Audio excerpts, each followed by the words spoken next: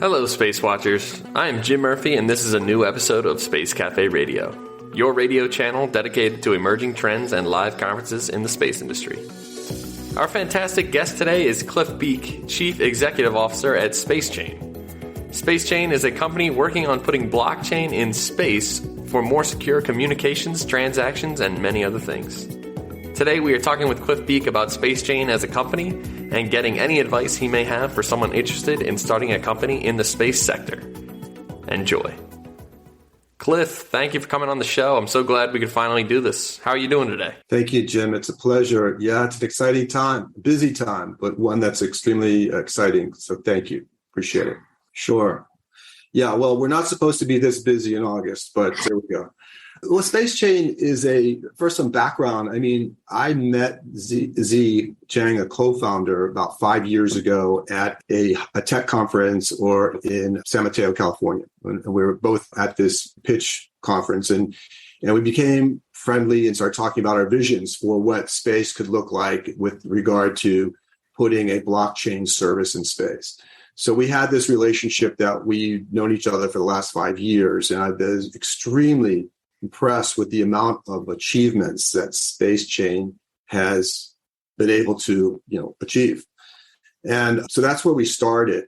And SpaceChain is essentially, in my opinion, in my view, and I think they've demonstrated that they are the leader in a blockchain service in space. They're the only company who's been able to put the first decentralized blockchain platform in space that's operating today. And that was the vision of the co-founders, both Z and Chang and Jeff Garzik. So it's really exciting to be a part of that. So what the SpaceChain platform does is it essentially provides this enterprise service for organizations, companies to be able to have a ultra secure space-grade infrastructure that protects digital assets. So it's pretty exciting, and it's been they've demonstrated to the industry that they've been able to pull this off. So it's really exciting. Is a word that keeps coming into my mind. Yeah, that's super interesting, and I know that for myself for a long time, and I'm sure a lot of other people, the word blockchain can be a little intimidating. And is there any way you could explain a little bit what the blockchain is? Sure. Well, for the most part, blockchain is a database. It's a shared database that's distributed across a lot of multiple computers. And it prevents, or should I say, it actually strengthens the transaction security in a trustless environment. So a blockchain is a shared compute environment where participants can see a transaction that occurs. And once that transaction has been completed, it can't be altered. So it provides a really important function in the world of transactional information. And it's a highly secure environment for participants to see into this chain of transactions, and that it can't be altered. Because if it's altered, then the transaction just basically is, stopped. So what's the advantage of having the blockchain in space as opposed to a terrestrial system? Yeah, that's a question that comes up, and it's an important question. So in space, we're creating this, first of all, the security element is a physical separation from terrestrial assets. Terrestrial assets are subject to multiple vulnerabilities. The public infrastructure is a combination of peering points and multiple networks that interconnect with each other. So at those peering points is where you have the vulnerabilities. You can have bad actors come in and spoof routing tables to get information as data is in motion. So the physical separation is one. The second thing is that satellite communications or satellite infrastructure is a fairly, sort of centralized processor in space. You have a satellite and the capability for compute processing is becoming more and more apparent and in demand in low Earth orbit satellites. So our goal is to try and get that processor to be distributed across a constellation, multiple constellation of the satellite industry, so that we can create a mesh network of communications. So again, it's to take a existing satellite at low Earth orbit that has some processing capability and create this decentralized compute and communication network that's safe and secure, not only for instructions coming from the ground to satellites in terms of their TT&C or their telemetry, tracking, and communication, as well as the communications that occur in orbit when you have two nodes communicating with each other. How do you know you're communicating or taking instruction from friend or foe, or friend or no, in the security industry? Well, there you go. You stole one of my questions. I was going to ask what your goal as a company is, but you did it for me. So thank you. So, the thing where the decentralization and also centralization of this information and protecting things is super important in today's day and age. But who is your main customer, would you say, or who are you trying to sell this product to? Yeah, well, I'm going to try to answer both your questions in terms of what is our goal, because it goes beyond where we are today. So that the immediate prioritization for SpaceChain is to build the company up and increase its sort of industry awareness for what it's managed to do. I mean, they have been the first, and I like to say we have been the first company to be able to transact on a node in orbit. And that would be, in one instance, is at the International Space Station. There are two servers that SpaceChain has in orbit, operating there on both the Ethereum and I believe a Bitcoin blockchain, which is remarkable. I mean, I don't think anyone has been able to do that. And the second one the third one that we have operating, and there's a few more, is the one that was recently announced with SpaceWatch.Global for VLOS, which is a transactional node on the Spire Leo. So that, when you say what are the company's goals, well, we'd like to take that, the experience that we've been able to achieve and push it out to a much broader spectrum of satellite operators. So that's the first thing, is to take the achievements that we have managed to accomplish, and to the word and the phrase that Jeff and Z like to use is level up and go up market with this into a much broader customer base. The customers and who's using this is this is the cool part. I mean, this is the part that just the developers at SpaceChain are just amazing in terms of their thinking. You think of a blockchain transaction, or you think of blockchain, you think of digital currency.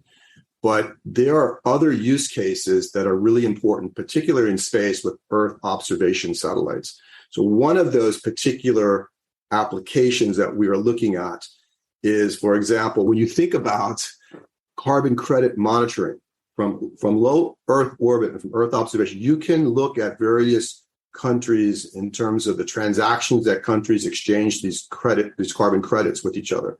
You can actually monitor from space if, in fact, they're hearing a chainsaw ripping up in Brazil somewhere, or the contract that you were able to negotiate between countries is actually being fulfilled.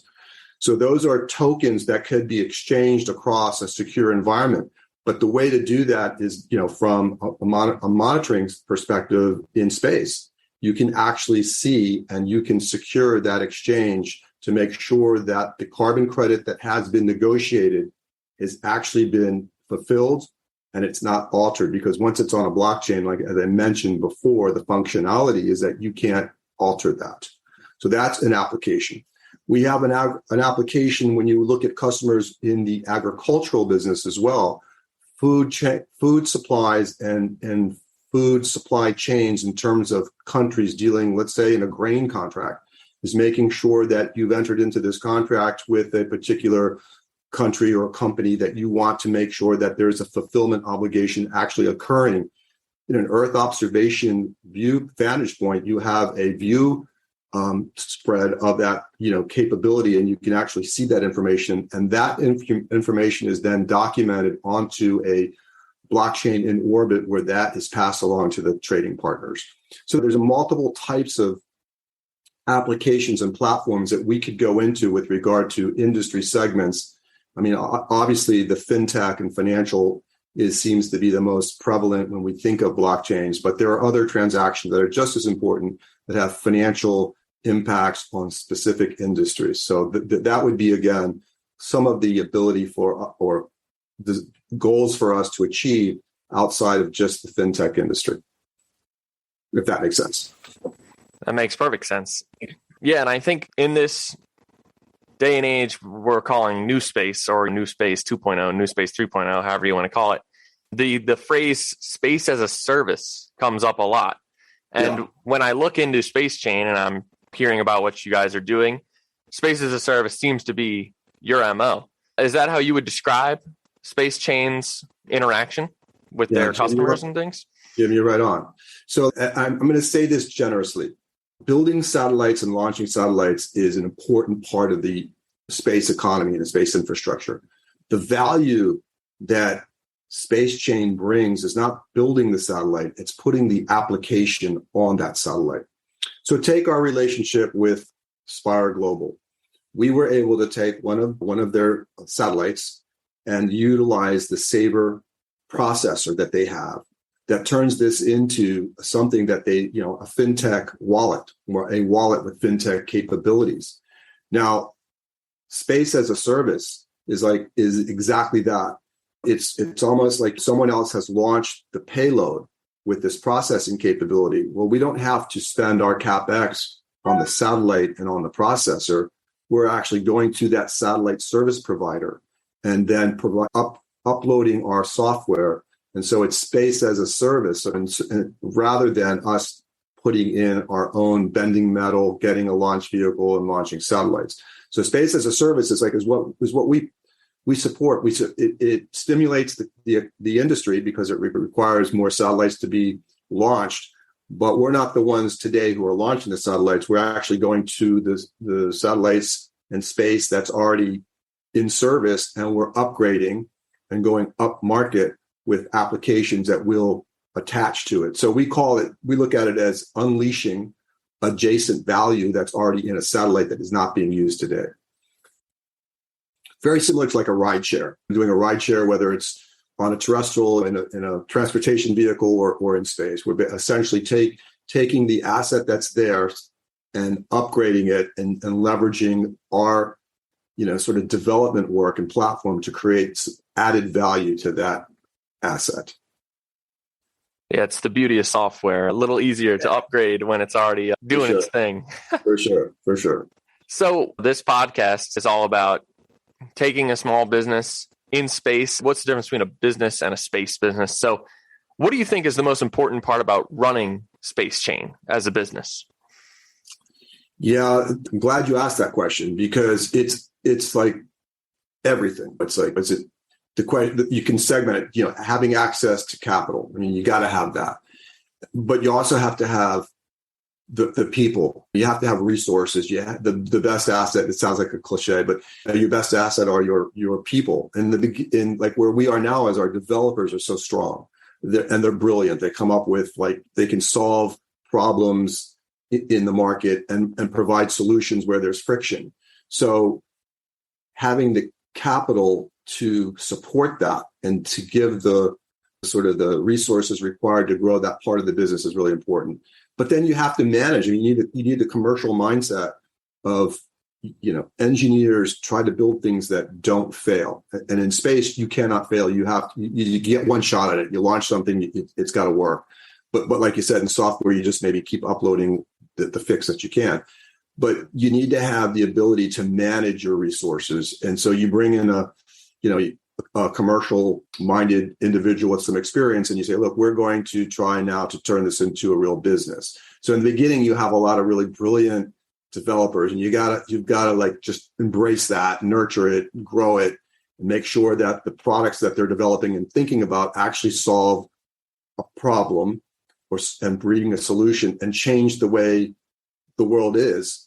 But then you have to make sure that you are managing that in a responsible way, because the capital that comes in is usually from investors or from, grants from agencies like European Space Agency or NASA and others.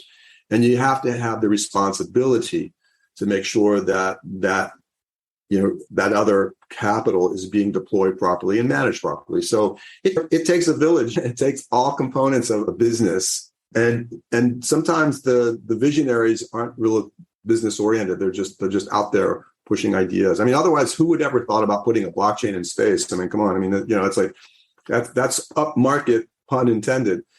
So the challenges for a small entrepreneurial business, access to capital, access to like really, really bright people, and then having some managerial skill sets that can help pull it all together.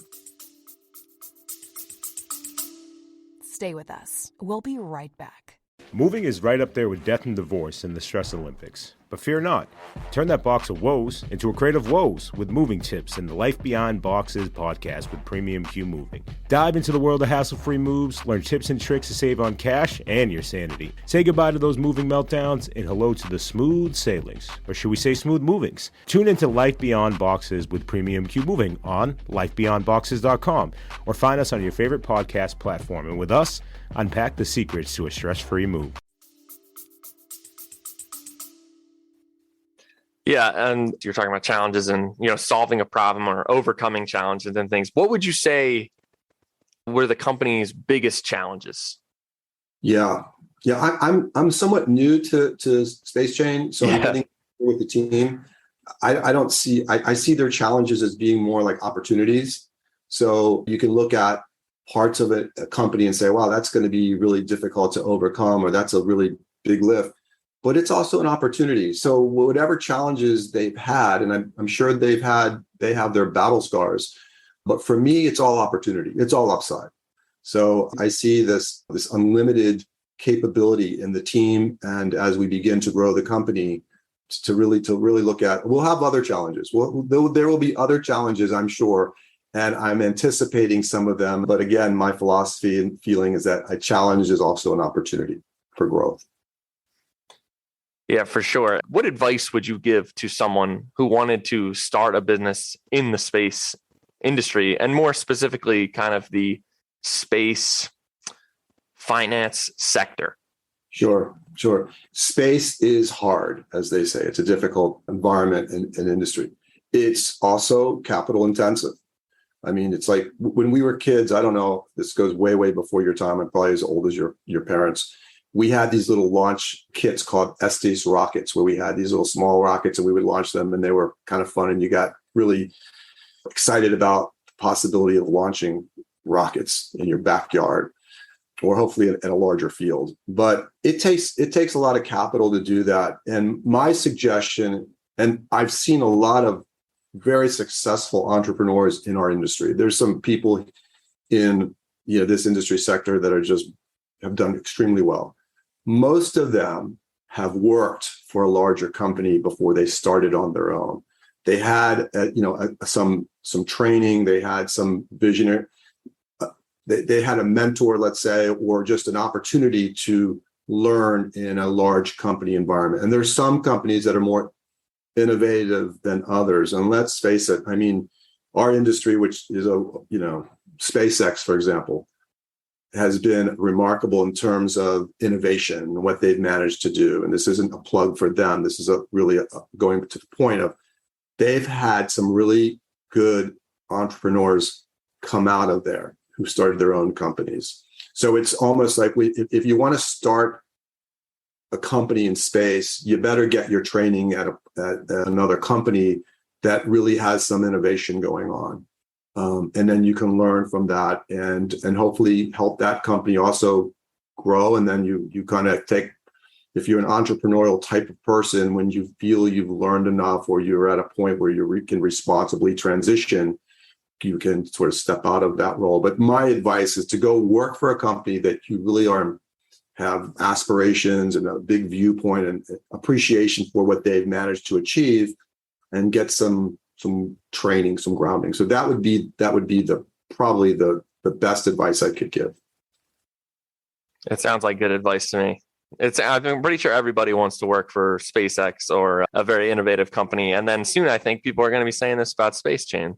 I hope so. Yeah, I hope so. And in the industry for 25 plus years. And I've watched the industry from the space side, which used to be a very conservative. I mean, everyone got their training at one or two large government contractors who were in Orange County, California, and some of them here in the Washington, D.C. area, Northern Virginia. And what we're looking to do is try to take the experience that we are building on. And I don't look at SpaceChain, although it's called SpaceChain. We're more of a solutions-oriented company because, yes, there may be a time where we're going to co-invest in our own space assets. But today, I don't feel we need to do that. But we still need to have the engineering capability of aerospace engineers, software development, understand space-hardened software, and computing. Like, are you in low Earth orbit? What's the atmosphere like for to be space hardened and to operate properly? So, I mean, it takes you need to have these definite disciplines coming out of an engineering type of program. So really important. But again, going back to like what our dream is to build our company as a solutions-oriented company that provides innovative services for a distributed communications network in a safe environment in space, and to be able to scale the company with the growth of the space economy. And today, it doesn't seem like there's anything holding it back for us or for other companies as well. It's really exciting times. Solution-based company, I like to say I got 99 problems and space is definitely one of them. Space is hard, like you said, and we need problems to be solved and we need smart people to do it. So, all this is super important. And along those lines, you talked about how SpaceChain is kind of unique in the way that they're really the only ones doing blockchain in space. Is there anyone at all who is also tackling this idea? Would you welcome any kind of competition in the same sector, or do you think it would be disruptive or good or both? I think to help the industry grow, you need to have multiple participants. Whether it's competition or a friendly complement to each other, that's fine. There are groups who talked about trying to put servers in space, and there are groups out there that are developing processing capabilities that we could leverage and use. As far as I know, SpaceChain has been the only one today that's been able to demonstrate and transact on a blockchain in space. We welcome open arm other participants because that helps the market to grow. In the beginning of any industry, when you're pioneering, the pioneers do okay, but as other entrants come in, it starts to grow. Then more capital comes into the market. I mean, you can think about the satellite industry itself. Once there was more participants coming in, we learned to be able to become more innovative and to be competitive. And competition keeps you moving along. To have a duopoly or a monopoly is great in terms of economics. If you're going back to Econ 1 or something, or macroeconomics, but in our industry, competition helps grow the industry. So our arms are open. We're welcome to it. And we also look for ways to support other groups that come in, because we're creating what I would, again, categorize as a decentralized satellite infrastructure. We want an open source. We want to be able to create more connectivity with other satellite operators, other software developers, to be able to grow the market in the industry. And the final thing I would say about the competition with regard to growing the industry, our total mission with regard to making space accessible and putting not just commerce, but growing our awareness of space and bringing communication networks in space, it also helps us to have a vantage point to look back on the Earth and how do we make the Earth a better place from a viewshed of space and environmental, having access, eyes-on situation in the world, being able to have, access to information would be really important for us. The Earth observation capability, transactional information without having to go through a lot of the peering points that I mentioned before with vulnerabilities, but also in the event of a catastrophic event or geopolitical conflict, having access to space, hopefully we'll be able to also provide a communications network that's not impaired by ground infrastructure. But it also offers, take a catastrophic event where there's flooding going on, typhoons, services are down, internet services are down, banking systems are down, GPS is down. Building up our space economy and our space capabilities helps that life on Earth also has a backup plan for communication networks. Yeah, definitely. And I think the interesting thing is too, you talk about decentralization and taking it away from terrestrial, but also in the space sector, in the space industry, the largest players by far are government agencies and things. And I always found it funny that, technologies like Bitcoin and Ethereum are inherently decentralized away from governments and things. And I was wondering what you think the role of government agencies should play in the development of space businesses. Yeah, I think that they have a role to play, but it would be great to leave politics out of it. I mean, government sponsorship to help move the technology and help entrepreneurial companies grow and bring down the total cost of access to space and space communications is wonderful. It's when the politics, the geopolitical conflicts come in that role, I'm really less government, better. I mean, seems like business-minded people can usually get along and solve problems because they have an alignment. Government agencies, we love the fact that groups like NASA, ESA, and other space agencies are building out their space programs. And those, to me, are genuine opportunities to help grow that industry inside that particular country, and also to provide jobs and career paths and things for younger engineers, just a way to get them involved in the economy. And that's wonderful. The regulatory environments of space is the concern. And we want to keep any bad actors out of space. I mean, the assets up there are critical for GPS, for monitoring our planet. And if we can just keep government sponsorship, wonderful. Just keep the politics out of it. Definitely. I think I'm on the same page. Yeah. No, it's super interesting. So I guess my last question would be, how do you feel the company will change as the space industry continues to evolve? Or another way to put it, I guess, is where do you see the company going in 5 to 10 years? Yeah, 5-year plans are good. 10-year plans are a little more difficult. It's probably for the younger guys. But 5-year plan, I'd like to see the company change the way in which secure communications and transactions occur in space. We look at, this would be so cool, Jim, if for example, there are companies out there that are doing lunar surface launches, repair missions in space, refueling in space to old assets. And there's going to be a requirement for payment, communications, this whole sort of system of support in space. So I'd love to see SpaceChain be a part of that early infrastructure of creating the roads and bridges, if you will, of the space economy to help communications do not have to bounce back down to Earth. There's some latency, but that's not the only issue. It's just, again, the security of communications going back down to Earth and coming back up. And that's where we will be there within the 5-year period as the industry evolves. We will be a part of that. In 10 years from now, there'll be somebody much younger than me, possibly you, driving this next generation of engine making. Well, I wish it was me, but I'm not so sure. Well, Cliff, thank you so much for joining us. It's been great to have you here. Any closing remarks, any words of wisdom, words of inspiration for those young entrepreneurs out there?